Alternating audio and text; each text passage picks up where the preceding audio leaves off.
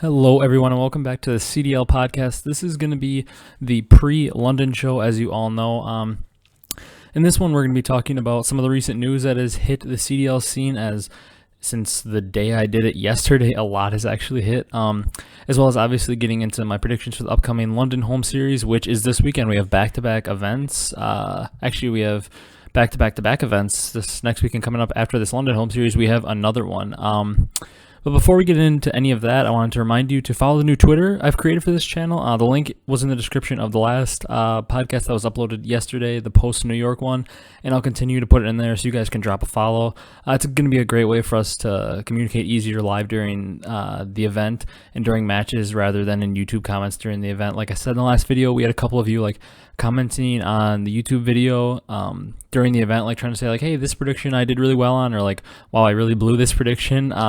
And well, that was really cool, and I love the live interaction. I'm sure it was a lot harder for you guys to go back to the video on YouTube, make the comment, and then it's a lot harder for me to notice because for some reason I can't get any notifications for comments, and then I have to go check my YouTube Studio app on my phone, and all of a sudden I'll see, oh, somebody commented, and then it'll be 20 hours ago they commented, and I'll be well, shoot, now they might not respond if I do it. So this way, if we're both watching, let's say a London versus Optic match or something, I can go right back and instantly see, oh, hey, this person tweeted me, this was his thoughts on this match. I can be oh, yeah, I thought this, or I can say holy crap, this play happened, it was insane. You guys could say what you thought about the play or something. It'd just be a lot easier to communicate live during games rather than in YouTube comments. So we created it for that. So if you guys would drop a follow on that, I'd appreciate it if you want to talk during the matches or something.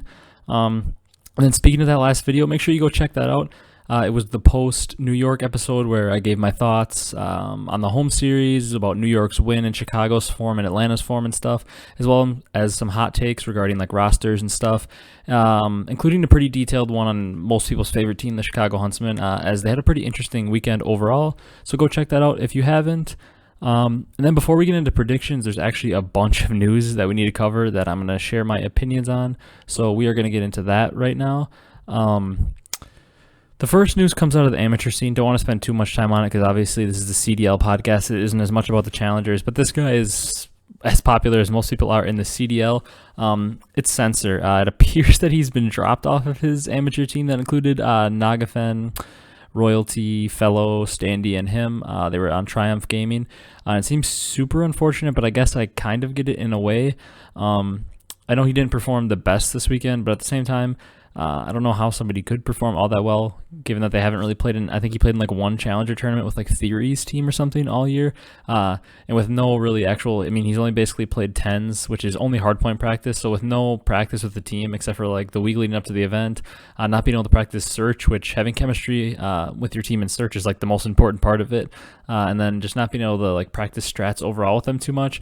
Kind of seems weird that he'd be dropped so early. It almost seems like the move's a little dirty in a way. I don't know how the affiliation spots work, but I know that Triumph did become the affiliate team of the New York Subliners, kind of a minor league baseball team with the pro team in a way. And I don't know if they're able to keep this or not with Censor being dropped, because now technically they have no players that are under contract with New York. So I don't know how that works, but if they are able to keep this and they almost just use Censor as a way to become affiliated, because I'm sure there's some benefits that come with being affiliated with a pro team. I'm sure you get some sort of maybe funding or some kind of benefits. I'm sure otherwise they probably wouldn't do it. I don't think it would just be so you could have your substitute players play on the team. So I'm sure they get some kind of benefits for being the affiliate with the Subliner. So if that's all they did this for, was to use Censor to get that, that seems pretty dirty to me. I hope that's not the case. The next piece of news, the champs formatting was announced. It's pretty interesting, actually. A lot different. I guess not too much different than I thought, but there were some shocking things that I wouldn't have expected to be in there. First, there's they called it the Cdl Playoffs is occurring from August 19th through the 23rd.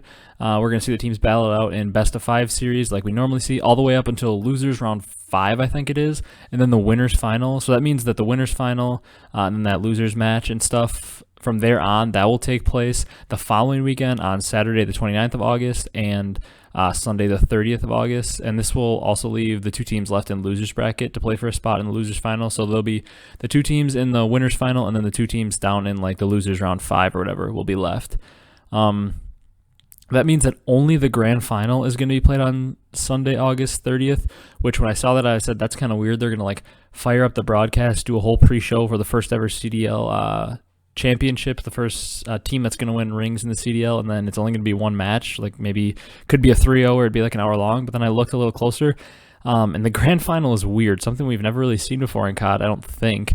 The losers bracket team no longer needs to win 2 best-of-5s like they had to in like all the previous years. So if you're new to Call of Duty this year and the CDL is a new thing to you, you've never watched competitive COD, in the past, so we have double elimination, which means once you're in the winners bracket, you can lose once and you get sent down to the losers bracket. And then from there on, you can make a run all the way back to the grand finals. But if you do drop a series at any point in the losers bracket, you're out. And then if you do make it to the grand finals, you have to win 2 best-of-5 series against the team from the winners bracket, because since you're in losers, obviously you should have to do a little more than the winners team did since they haven't dropped the series all event. But instead of having the team from the losers bracket win 2 best-of-5s like all the previous years, they're now going to play a best-of-9 series, I believe it was. So the first team to 5 maps now wins, and the format of that goes like it normally would for the first 5. It goes hardpoint, search, dom, hardpoint, search, and then it goes to a dom game 6, then I believe hardpoint and search again. So there's technically only 8 games actually in the best-of-9, because the team who comes from winners gets to start the series up 1-0. So if they're the team from winners bracket, you basically, like, the series is act like you played a game 1 and you won. So this is kind of confusing because it's something completely new, but the team from winners bracket is up 1-0 before they've played any map. So there's actually technically only 8 maps to be played. It goes hardpoint, search, dom, hardpoint, search, dom, hardpoint, search. So the game 8, if it comes down to that, it would be 4-4, and it would be search and destroy. So yeah, they're only actually going to play a maximum of 8 games, but the winners bracket team will be up 1-0. To me, this is a little weird. I kind of just would almost rather have it be 2 best-of-5s, because I think that if you are a team that comes from winners bracket, there's something to be said about that. If you go, I mean, I guess if you are like one of the top 2 seeds, you only have to win like 2 matches, because you start in the semifinal. You only have to win 2 matches to be in the final, but that was a body of work over the whole course of the year, so you earn that top 2 seed in those buys. But to me, I feel like a 1-0 advantage, I mean, that's certainly an advantage. Obviously, if you start with a lead in the series, that's definitely an advantage. It's better than starting out 0-0. But I feel like it's less of an advantage than having a whole extra best-of-5. Let's say you just come out a little flat and you lose like 3-0, 3-1 in that first series. If you're the winners team, you've earned that cushion to be like, okay, let's bounce back. We have another series to do it. So I feel like in a way, it would be better if we just did 2 best-of-5s, because either way, that losers team has to win 6 maps. Now they've got to win 5. It's not too much of a difference. They actually get a cushion to lose 4 maps instead, and they only have to win 5 maps now. So it seems like it almost made it easier for the losers team. I don't know. My opinion is I think it's better with 2 best-of-5s, but we'll see how this could go. I mean, if it's that long of a series and there's like not as many breaks, and all of a sudden it's a game 8, 4-4, search and destroy, that could be pretty intense. But yeah, I don't know. What are your guys' thoughts on that? That's kind of a weird thing for all of us more OG COD community members. It's just a weird thing to think about. So comment down below your thoughts on that.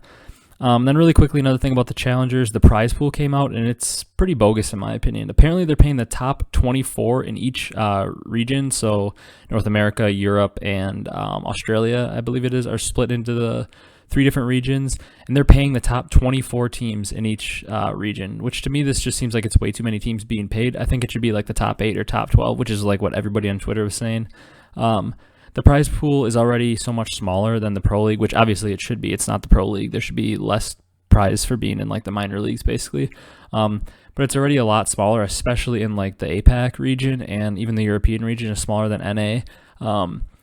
So having this prize pool already be small, and then you're paying like the whatever it was, like 20 through 24th placing teams, you're paying them like $7,500 a piece or something in North America.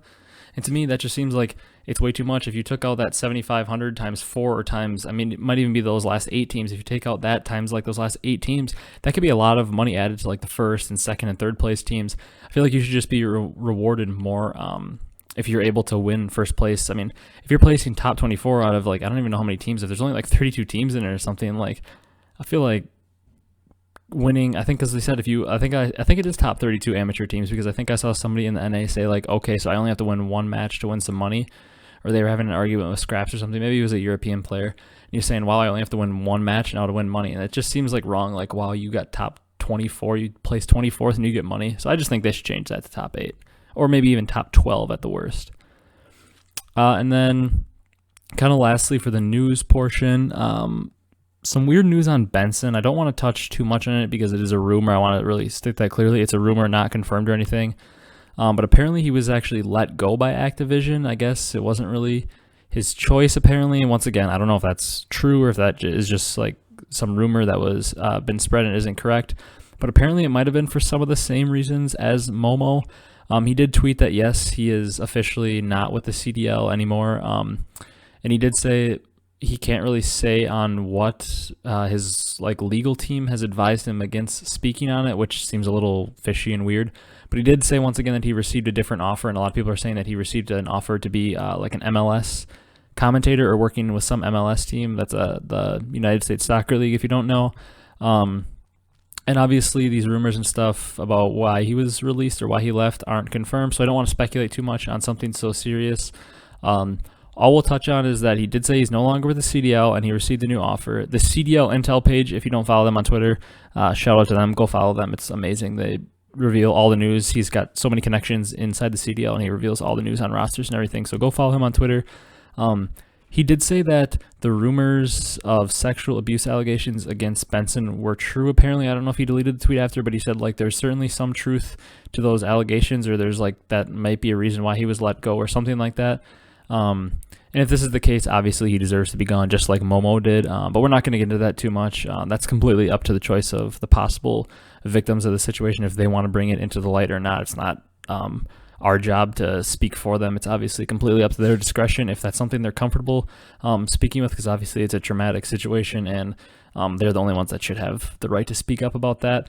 But to completely put aside the rumors and everything, just to say, until we know for sure, we're just going to say Benson, he's going to be missed purely from a casting standpoint. He was a long-term caster for the CDL, and before that, the CWL, and he was even with COD before the CWL was a thing in BO3.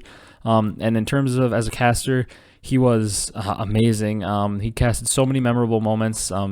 Most recently, that one in Black Ops 4 with Chance, when I believe it was Optic versus United or Splice in one of the finals, and Optic made that crazy comeback, and it went like viral, and he was like screaming and out of breath, and Chance was just sitting there smiling.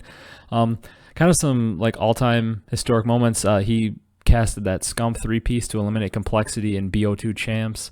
So many iconic moments with him. So that part of his casting definitely will be missed. I talked about how I thought the CDL had like the best casting talent between our 3 sets of casters in all of esports, not too many podcasts back. And then since then, we've lost 33% of the casters between Benson and Momo leaving. Obviously, it could probably be for good reason, but it's just kind of weird. I like put a curse on him or something. I talked about how great the casters were in the CDL, and then they turned out to be scumbag humans, it seems like. So hopefully with Lando and Study now being hired, obviously Study knows his Call of Duty. He's always been an entertaining personality. He's got kind of like a good swagger about him. When he was on the desk, he seemed like he just kind of had like, I don't know, he was just entertaining. He's funny. He's well-spoken. He obviously knows the game very well, being a pro player for a long time. So he could be a good like color commentary kind of guy, like a Chance or a Merk. And then Lando seems to know his COD very well and can talk, has a good voice. So maybe they're going to have those guys be a new casting duo, and hopefully they're good. I think they definitely have potential. And then quickly, before we get into the predictions, I know I'm kind of rambling on a little bit, but I wanted to touch on a point that somebody commented on in the last podcast quick about Faze. Since Faze aren't playing in this event, I won't get to talk about them at all in my predictions, but I do think part of the issue with Faze, I don't think I mentioned it too much, was the fact that Simp was on the M4. Now, I think Simp was absolutely disgusting on the M4. I think he played super well on it.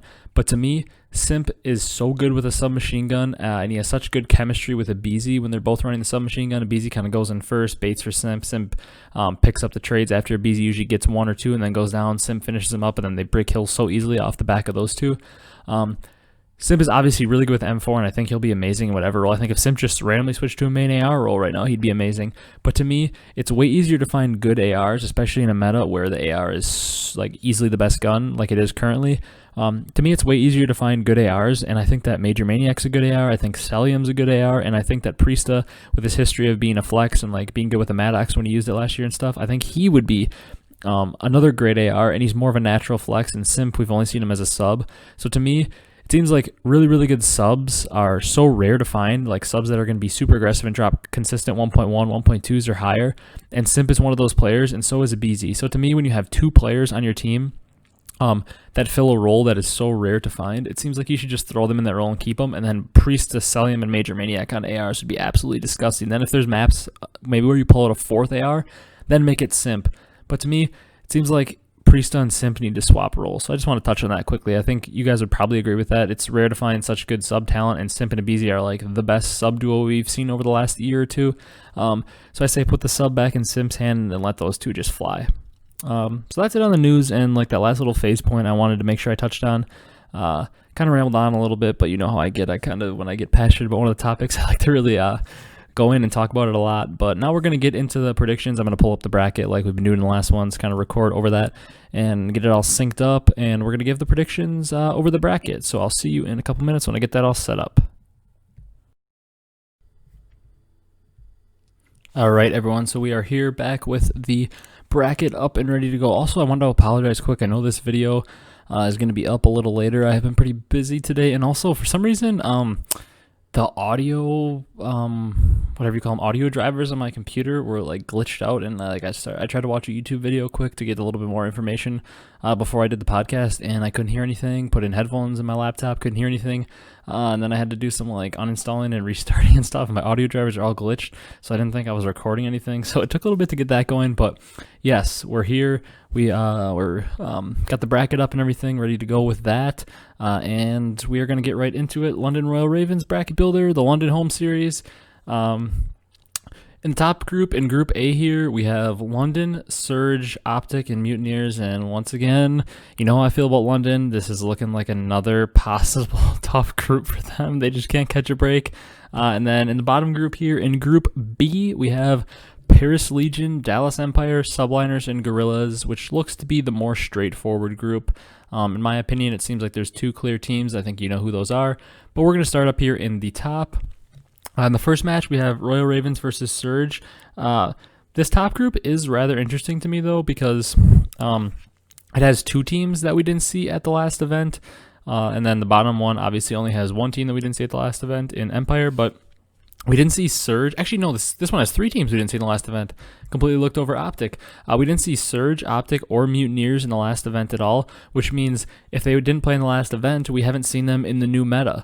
So we have no idea how they are in this new meta based. We only have like stuff that people have said, like, hey, this team's been good in scrims, this team's been bad, this team looks good with the new meta and stuff. So obviously that could all be complete speculation and could not be true at all.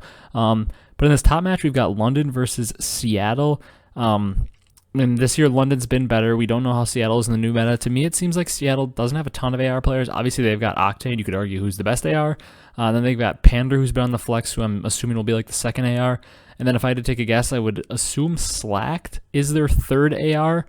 Because Abezy has always been a sub. He's never used it like anything else, so I'd assume he's going to stay on that. And then Proto has always been a really fast sub for his whole career, so I would assume that those two would stay on the submachine guns. Slacked would be the third AR, and then Pander the second, and Octane stay on the main AR. Like I said in the last video, unfortunate Karma's not on the team, because man, it would have been perfect if it was Karma, Pander, and Octane, or even better, somebody mentioned this in the comments and they were so right, I forgot to talk about it.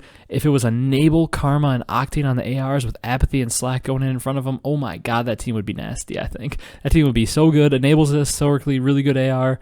Octane's obviously historically arguably like the best AR or one of the best ARs of all time. And then Karma is just good at everything he does. He'd be good with an AR. And then Slack is a historically great sub, and Abezy is a historically great madman pushing with the sub. So, oh my god, I think that team would be nasty. But that's not the team right now. You know I always ride for London. I think that they're a great team. I'm picking them to win this one. I think I'm going to go 3-1. I think Seattle's going to take the opening hard point or the Dom. I think they're going to take a respawn. I think they're still just not going to be very good at search because that's just the signature of them at this point. I think that the Ravens take this one 3-1. I think this could be the time for the Ravens to get out of their group, but we'll see in a little bit if they do. But they do get this one 3-1, get another win, which honestly, even if they only get one win at this home series, just getting at least a one win is so huge for them. They just need to be able to get one win at least, because just continually adding on like 10 points, 10 points, 10 points just keeps widening that gap a little bit, because they're like towards the, I think they're like in 6th right now or something points wise.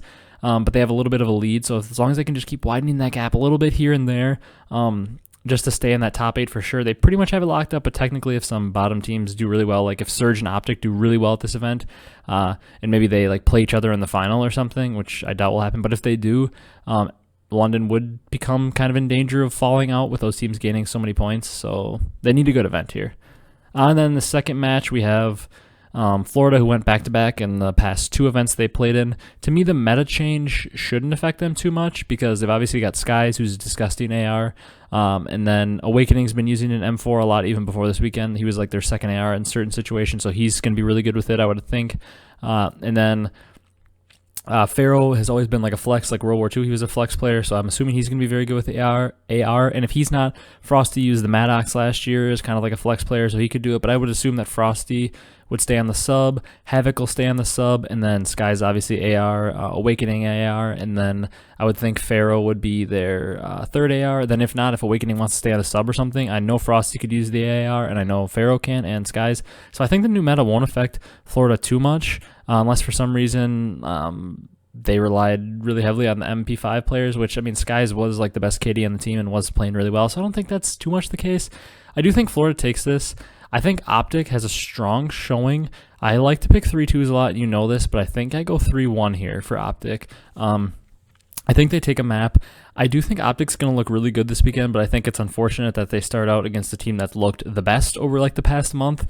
I heard Accuracy say on his stream, he was kind of like criticizing Dashy a little bit, saying people are saying, like, fans are giving Dashy the excuse of he doesn't like this game, so he hasn't been grinding it, and that's the reason why he's not good at this game or not playing. And while I think that might actually be kind of the case, I do agree with Accuracy that that's not really an excuse. Your job, you're a pro COD player, your job is to grind COD, even if you don't like the game. I mean, at certain points in like any other job, you might not like what you're doing, but it's part of your job. You got to do it. So I kind of do agree with him from that standpoint. I think fans, because a lot of people love Dash, you do give him a little bit of slack for that. Where like, let's say like a player who maybe isn't as loved, like Hecz seems to be a guy that would get like, not a lot of people really like Hecz because he's kind of the villain for like a lot of people's favorite team.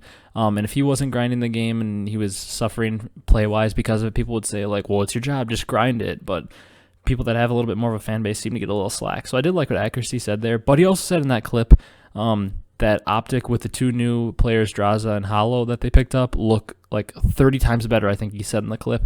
So I'm going to ride on that a little bit. And, you know, I like to go with bold predictions, so I might make Optic make some noise here. And then unfortunately here for Surge, I think they do fall. I think it could easily be a 3-0, but I'm going to say that they improve a little bit in the meta, and I'm going to give them 2 maps. Especially because Optic is a new team, I think they're going to kind of be finding their footing. It's very risky to go with Optic here, obviously, because Surge have the same roster, although we haven't seen them in the new meta, and Optic have a completely new roster. But once again, Surge have been struggling all year, and like I always say, Slasher and Kenny. I think that Slasher is historically one of the best ARs, and I think Kenny is like, if I had to start a franchise, he's one of the first players I'd look at. He might not be my first pick, but he's right up there. I mean, he was, in my opinion, the best player in World War II.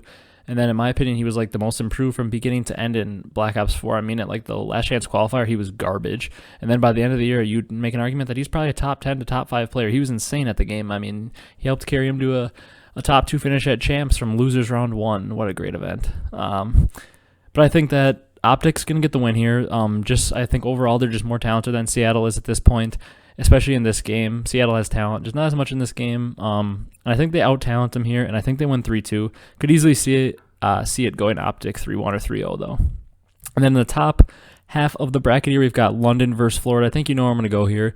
I think London, once again, has the mental block that, oh, great, we had an easy first-round matchup, and now, guess what, we get to match up with arguably the #1 team. But I do think London makes it close. They seem to always lose 3-1 against the really good teams, but I think maybe they start to like stop the excuses. They have a little more experience in the meta. I think they lose 3-2 here to Florida. Keep it close. Wouldn't be shocked if it was like a 3-1, 3-0 once again for Florida. The way the series have been going recently, they've been more blowouts. But then in the knockout round 2 here in this little section of the bracket, it's London versus Optic.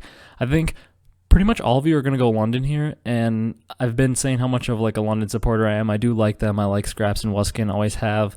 Always been a big Zero fan. He's kind of like my favorite European player, I think. And I want to pick them so bad, but for some reason, I feel like Optic, I'm going to go completely off Accuracy's word, and he said, Optic looks nasty. They look so good. I think that team was just, had horrible vibes, and I think that, I think they're going to be like, throw all the BS aside. We made the roster change. We got rid of Dashy, who I think Dashy and Slasher were kind of bumping heads a lot. We got rid of the maybe the bad vibes that they thought were on the team, and you know what? We got these new players. The players are going to be super hungry to prove they belong in the league, because let's face it, even if Optic does really bad, but Draza and Hollow do insanely well, they may cement themselves as players who deserve a spot in the league, and that's huge to their career. So I'm going to go Optic in this one. I'm picking another 3-2 shocker, but I'm going to ride on Optic. You got to make some bold predictions here and there. You can't just always go with the predicted team to win. I think London and Mutineers are going to be the most popular picks out of this group, but I'm going bold with Optic taking out London. Super unfortunate for them, but like I said, them at least getting 10 points here in this one kind of solidifies them as going to stay in the top 8 probably. And then down here in Group B, to me this one's a little bit more straightforward. I like to pick bold, but I think you guys probably know where I'm going in this bracket. We probably won't spend as much time on this portion of it to keep the video a little shorter. But here I'm going Dallas over Paris. I think it's a 3-0. Although I do think that Dallas is going to struggle a bit in this meta. I think that Dallas, to me, like I said in the last video, it seems like Krim obviously could step into an AR role. Clay's been playing an AR role, but unless Illy is very good with an AR or something, I don't know, because Shotzzy, I think with his crazy movement and everything he does with the MP5, that's so crazy. I think he's got to stay on the MP5. And then I think Hook has always been a sub player that's super aggressive too, so I think he's got to stay on the MP5. And it seems to me that in that case, that would leave Illy, who's kind of like, he seems like he could be like a flex type player. I think he used like an M8 and stuff a lot in like BO3 search when I watched him. So it seems like to me he'll be the natural third AR. And I don't know how well he does in that role, so I'm a little bit questionable on Dallas, but still think they're obviously a clearly better team than Paris. So I think they 3-0 them. And then down here in the second match, we've got the defending champ Subliners, who looked amazing last weekend, especially I think from their last series Saturday until Sunday. They went I know they went 6-0 on Champ Sunday, but I think they went 9-0 if you include their like last series on Saturday or something. Crazy good team recently, so you got to ride the momentum on them. I think they are going to 3-1 the Gorillas. I think Subliners search still is a little bit iffy. I know they did smoke Optic, or not Optic, I always say that. I think they did smoke Huntsman in the search in the grand final, but to me their search is still a little iffy, and regardless of if their team is kind of chalked or not, the Gorillas are very, very good at search still. I still think they are probably one of the top search teams in the CDL, so I'm going to pick Subliners 3-1 with the Gorillas taking the search. And then in the bottom here, we've got the rematch of our knockout round 1 matchup back at the last New York home series. Paris versus LA Gorillas happened. I think I picked this matchup to happen in the last one, and I had LA Gorillas like 3-0ing them. And Paris 3-0'd LA Gorillas, I believe. But this time I think Gorillas get their revenge 3-1. I could definitely see Paris winning this one. It seemed like, well, do I want to pick? I think I'm actually... I don't know. I kind of want to pick Paris in this one because they did beat them 3-0, and the new meta with Luca and Denz both on the AR seemed to fit them a little bit better, I guess. It seemed like Paris fit the meta, and it seemed like the meta really hurt the Gorillas because Saints wasn't able to shine and Vivid wasn't able to shine. So I'm actually going to go Paris in this one. I'm switching it up. Screw it.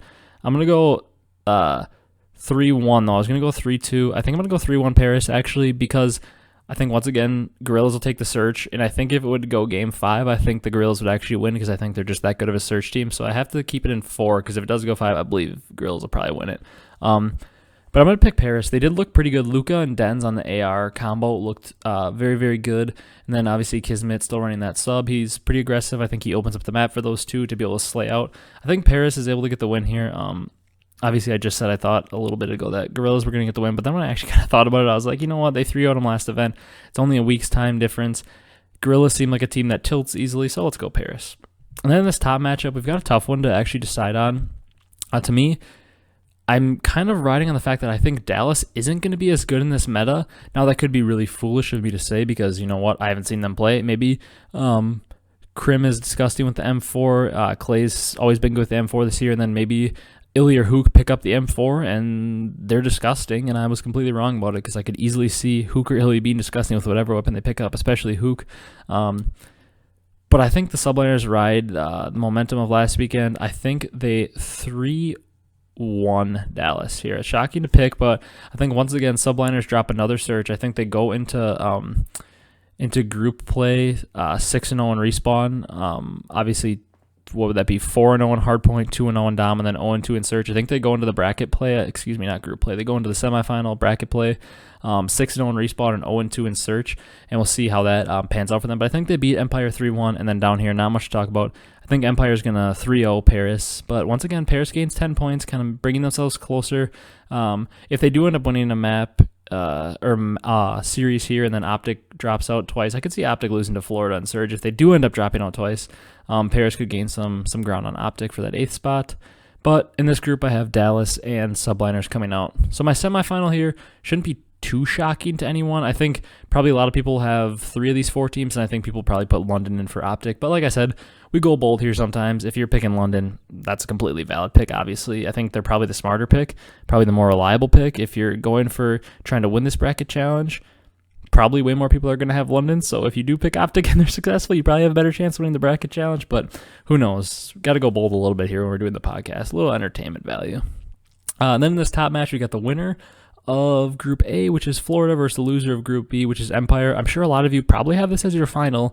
You could argue that they're the 2 best teams in the event, but due to recent form, I think New York at this current time might be a little bit better form than Empire since we haven't seen them play in this meta, but who knows?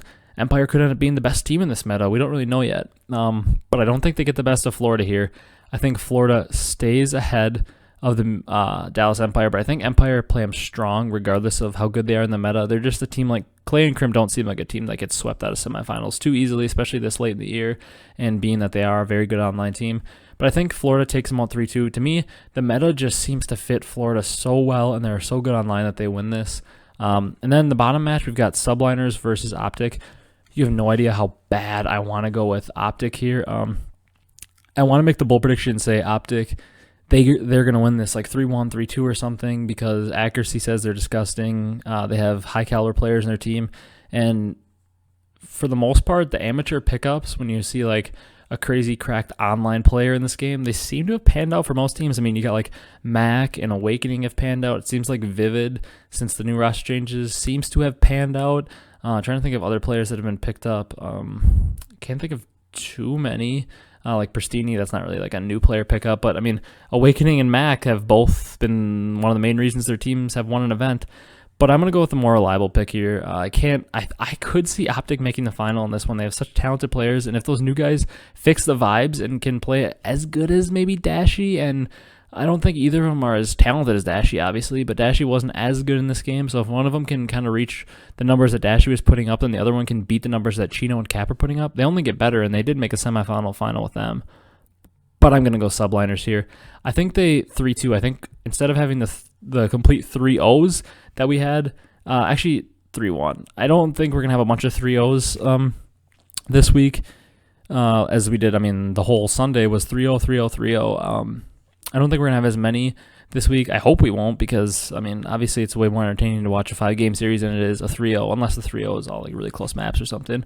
But I think Subliners ride the wave of the last event win, and I think they win this 3-1, knocking out Optic. But an impressive weekend for Optic. And then in the final, we've got the winner of the last 3 events. Florida went back-to-back, and then they weren't at the last event, and Subliners won it. I think the Subliners get a chance to really prove how good they are in this one, but I think they fall short. I think we're going to go a 5-game series in this one. I think Game 1 Hardpoint goes to the Subliners, and then I think the Search goes to Mutineers, and then I think that the Dom goes to Mutineers. Well, I think the Dom actually might go to the Subliners, and then Hardpoint goes to the Mutineers maybe, and then the Mutineers win the Search. I think Mutineers are going to win both Searches. And And then I think they'll find a way to win one respawn in there somewhere. I would guess, if I had to take a guess, I think it'll be the Game 3 Dom or the Game 4 Hardpoint. One of those two. I think that New York will probably come out and win Game 1. They seem like a good Game 1 team. They're a very good respawn team. So I think New York wins Game 1, but I think Florida's able to take both searches and then somewhere along the way finds a win in the Dom or the Map 4 Hardpoint. But yeah, I think Mutineers win this 3-2. Pretty confident in that pick. I think between Florida, New York, or Dallas, one of those teams will win it. And then like my outside pick being Optic or London. I don't really think that going back over here, I don't really think I see much of a chance for LA Gorillas, Paris, or Seattle, which probably none of you do. But yeah, I think I'm going to have Florida winning this one over the Subliners. To me, that makes the most sense. Those are the two hottest teams probably right now that are in this event. I'm kind of picking Optic to make a little bit of a run. Comment down below your guys' thoughts on my bracket, if yours is any different. Obviously, I think a lot of you are probably going to be different than the Optic pick. And the thing is, I'm not even an Optic fan. I do really Kenny is one of my favorite players, and so is Slasher, I'll admit it. I like the way Slasher goes about everything. But like the organization, I don't really like the way things were handled with Hecz. I wouldn't consider myself like the biggest Huntsman or NRG fan. I do like them, but I'm not like a super fan like a lot of people are. They are one of my favorite teams, but I just don't like the way everything went down with Optic. The organization just seems a little weird. I don't know. Yeah, they're just not my favorite team, so me picking them to go far isn't even like a bias thing either. But yeah, that's going to do it for this video. Be sure to follow the Twitter. I'm going to put that in the description again so we can have some more live interaction.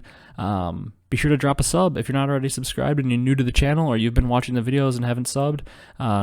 Drop a like to let me know you like this video if you enjoyed it. And then most importantly, like I always say, drop a comment down below giving your thoughts. Some of the news, what do you think of the champs format? The whole Benson thing, what do you think about that? The censor news, what do you think about my Faze take? What does your bracket look like for this weekend? Do you have Florida winning? Do you have New York? Do you have Dallas? Do you have more of an outsider team like Optic or Ravens? Or are you crazy and you have Paris or LAG or Seattle winning? So comment that down below. Go check out the last video. Views on that one have been a little bit slower. Usually the post shows are always a little bit slower than these prediction episodes. People like to see the predictions more, it seems like. But go check out that video if you haven't. I think I give some pretty good analysis. I like to think it's up there. I think my COD knowledge is pretty decent, so I like to think my analysis is pretty good and entertaining. So if you would go check out that previous video, I'd really appreciate it. That's going to be it for this one. I hope you guys have a ton of fun watching this upcoming event. I know I'm really looking forward to it. So I hope you guys have fun watching this upcoming event. I'm going to be up north at a friend's cabin for a little bit. So I'm going to catch as many of the games as I can. Probably in between whatever we're doing, I'm going to be constantly checking in on the games, kind of seeing how things are going. But I hope you guys enjoy watching this weekend. Hope you guys enjoyed this video. Be sure to leave a like, comment, and subscribe. Give your thoughts down below. And I will see you after the event for the post show on it. Thanks for watching.